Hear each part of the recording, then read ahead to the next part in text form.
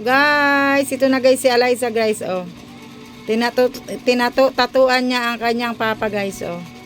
Diniwangan niya ng bulaklak na yellow at saka may ribbon na red ribbon. Ano ba't may mata-mata? Ayun na guys. Ayusin nyo Eliza.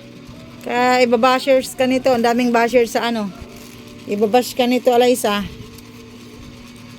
Ibabash ka ng mga bashers. Eliza, ayusin mo. Kasi ang daming bashers sa mundo ng Reels. At saka sa mundo ng YouTube ay ang daming bashers. Kaya ayusin mo ang iyong drawing. Ay okay lang rin be para sumikat ka ng sa mga bashers. Mga bashers ang nagpapasikat rin sa mga tao eh.